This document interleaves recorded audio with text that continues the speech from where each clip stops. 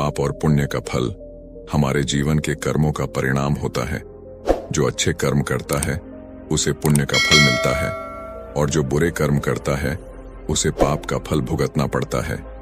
यह एक शाश्वत सत्य है जिसे हर धर्म और जीवन दर्शन मान्यता देता है। हमारे कर्म न केवल हमारे वर्तमान को प्रभावित करते हैं बल्कि भविष्य में भी उनका असर दिखाई देता है। इसलिए यह जरूरी है कि हम सदैव सही मार्ग पर चलें और अपने कर्मों पर ध्यान दें। तो आइए बढ़ते हैं आज की इस कहानी और। बहुत समय पहले भारत के उत्तर पश्चिमी हिस्से में कौशाम्बी नाम का एक समृद्ध राज्य था। इस राज्य में व्यापार और वाणिज्य फल फूल रहा था और यहाँ हर तरह के व्यापारी रहते थे। कौशाम्बी का सबसे धनी व्यापारी रूपक वैश्वानयुस था। वह व्यापारिक क्षेत्र में इतना सफल हो चुका था कि उसकी संपत्ति राज्य के कई हिस्सों में फैली हुई थी। रूपक के पास अपार धन और ऐश्वर्य था, लेकिन उसकी आत्मा शांति और संतोष से कोसों दूर थी। रूपक एक ऐसा व्यक्ति था जो अपनी बुद्धिमत्ता और छल कपट के कारण धन इकट्ठा करता था। उसकी आदत थी कि वह छोटे व्यापारियों का शोषण करता और गरीब किसानों से धन उगाहता। उसका एक ही मंत्र था, धन ही शक्ति है और शक्ति ही सब कुछ है। उसने कभी पाप और पुण्य के बारे में गंभीरता से नहीं सोचा। उसके लिए जीवन केवल लाभ और हानि का खेल था जिसमें जीतना ही उसका उद्देश्य था। रूपक की पत्नी सुवर्णा उसके विपरीत थी। वह धर्मनिष्ठ, सहृदय और करुणामयी थी। वह रोज मंदिर जाती, भगवान की पूजा करती और दूसरों की मदद के लिए हमेशा तैयार रहती थी। वह अक्सर रूपक से कहती, धन केवल भौतिक सुख देता है, लेकिन पुण्य हमें आत्मिक सुख और शांति प्रदान करता है। हमें जीवन में धर्म और सत्य के मार्ग पर चलना चाहिए। लेकिन रूपक इन बातों को बेवकूफी समझता और हंसकर टाल देता। वह कहता, सुवर्णा, ये तुम्हारे धर्म की बातें मेरे लिए बेमतलब हैं। मैं अपने कर्मों का परिणाम स्वयं देखता हूं। मैं समृद्ध हूं, शक्तिशाली हूं और लोग मुझसे डरते हैं।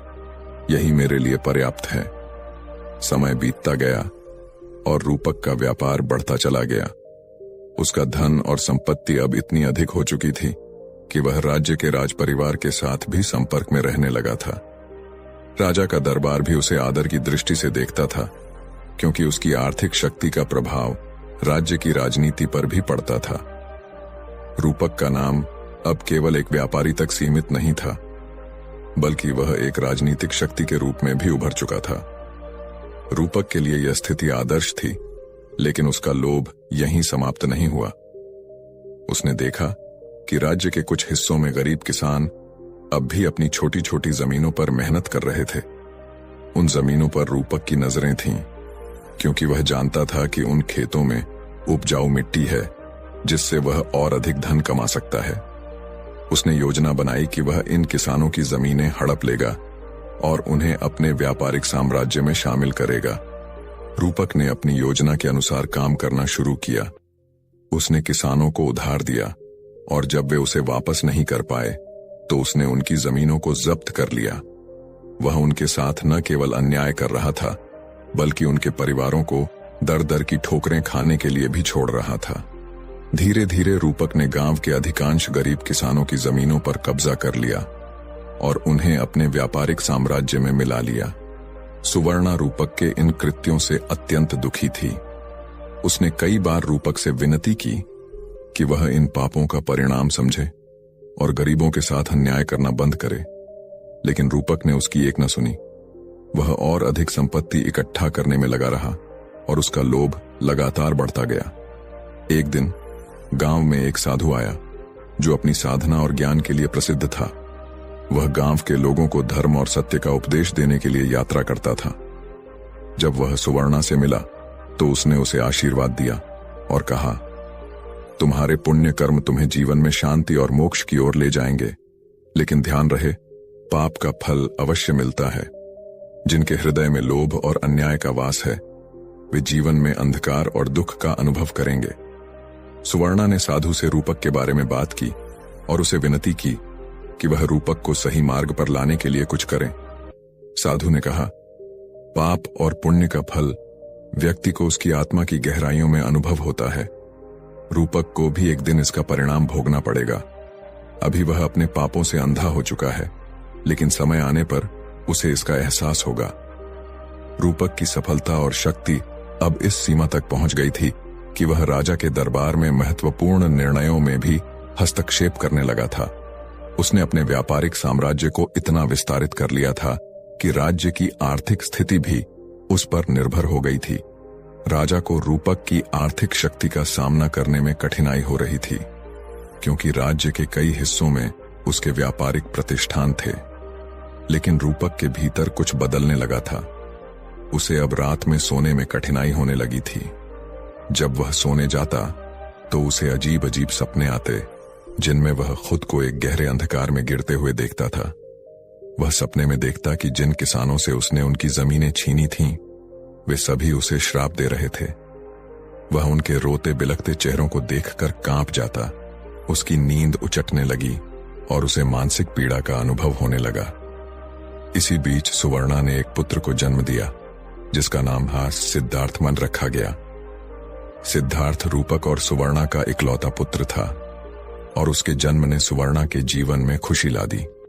लेकिन रूपक अब भी अपने व्यापार और सत्ता के खेल में लिप्त था। उसे अपने पुत्र के भविष्य की चिंता नहीं थी, क्योंकि उसे यकीन था कि वह अपने पीछे इतना धन छोड़ जाएगा कि सिद्धार्थ का जीवन आराम से बीतेगा। लेकिन सुवर्णा चिंतित थी। उसे यह महसूस होने लगा था कि रूपक के पापों का प्रभाव उसके पुत्र के जीवन पर भी पड़ सकता है। वह चाहती थी कि सिद्धार्थ एक धर्मनिष्ठ और पुण्यात्मा बने, लेकिन रूपक की छाया से उसे बाहर निकालना आसान नहीं था। सिद्धार्थ का बचपन एक समृद्ध परिवार में बीता, लेकिन वह अपने पिता की कठोरता और लोभ से अनभिज्ञ नहीं था। जैसे जैसे वह बड़ा हुआ, उसने अपने पिता के कृत्यों पर सवाल उठाना शुरू कर दिया। वह अपनी मां से पूछता, मां, पिताजी हमेशा गरीबों से उनकी संपत्ति क्यों छीनते हैं? क्या यह उचित है? सुवर्णा ने उसे समझाया, बेटा, तुम्हारे पिता को अभी धर्म का ज्ञान नहीं हुआ है। वह पाप और पुण्य का अंतर नहीं समझते। लेकिन याद रखो, हम जो भी कर्म करते हैं उसका फल अवश्य मिलता है। सत्य और धर्म के मार्ग पर चलने से ही हमें शांति प्राप्त होती है। सिद्धार्थ ने अपने मन में यह बात बिठा ली, लेकिन वह अपने पिता से कभी कुछ कहने की हिम्मत नहीं कर पाया। उसका मन अपने पिता के कार्यों से निराश था, लेकिन वह जानता था कि समय आने पर सत्य का प्रकाश सबके सामने आएगा। सिद्धार्थ जैसे जैसे बड़ा होता गया, उसकी जिज्ञासा और चिंतनशीलता भी बढ़ती गई। वह अक्सर अपनी मां सुवर्णा से जीवन के उद्देश्य और कर्मों के फल के बारे में सवाल पूछता।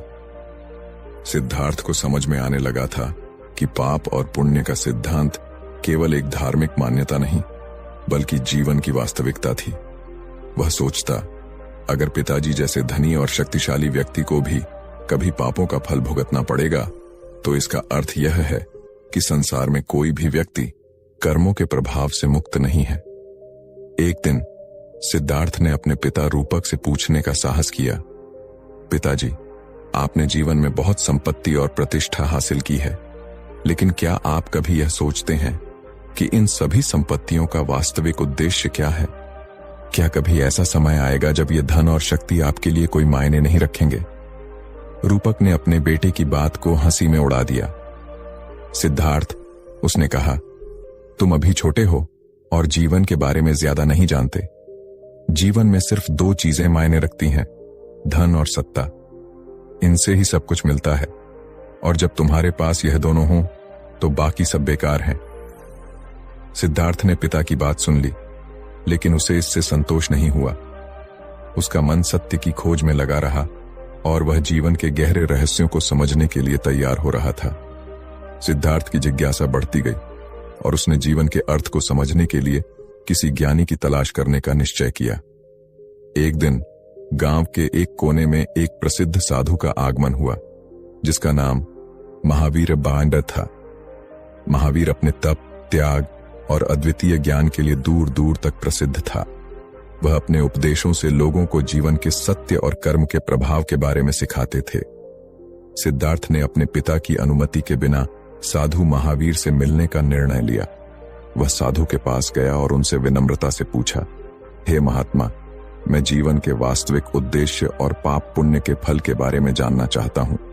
मेरे पिता कहते हैं कि धन और शक्ति ही जीवन का अंतिम लक्ष्य है, लेकिन मेरे मन में इस बारे में शंका है। कृपया मुझे सत्य का मार्ग दिखाएं। महावीर ने सिद्धार्थ को ध्यान से देखा और मुस्कुराए।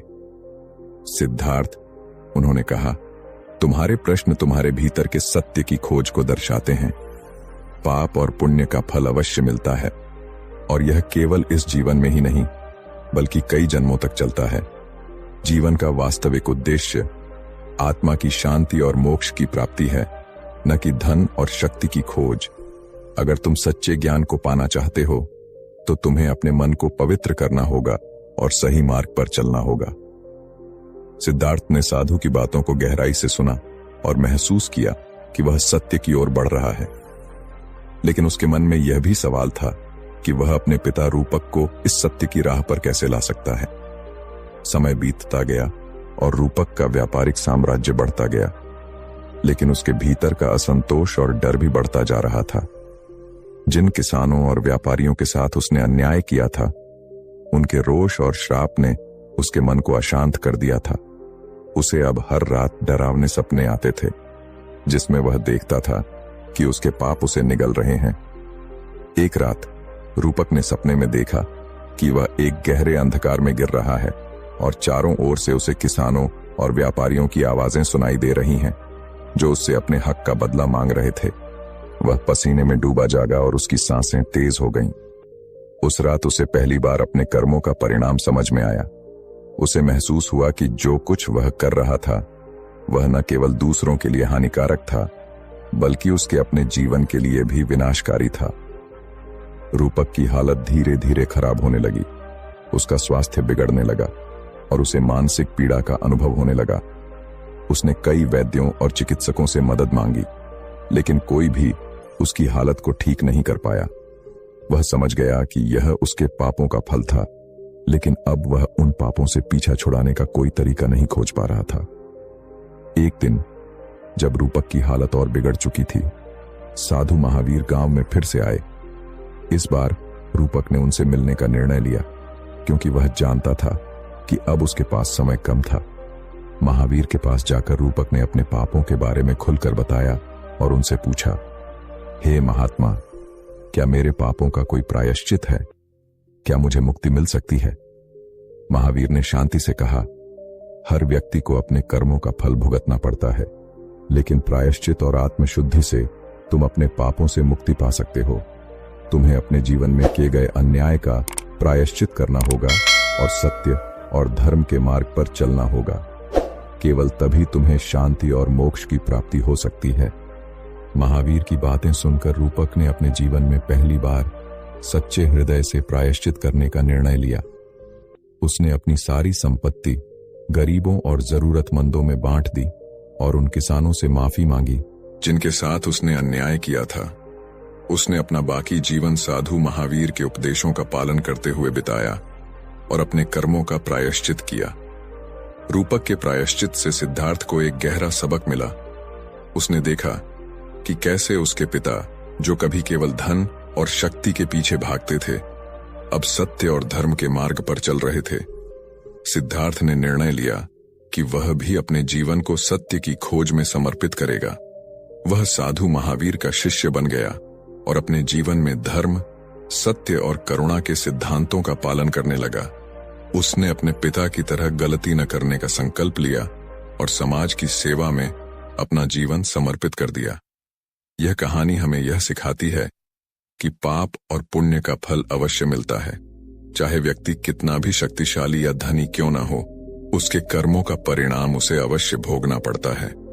जीवन में केवल धन और शक्ति महत्वपूर्ण नहीं है, बल्कि सत्य, धर्म और करुणा का पालन ही हमें सच्ची शांति और मुक्ति की ओर ले जाता है।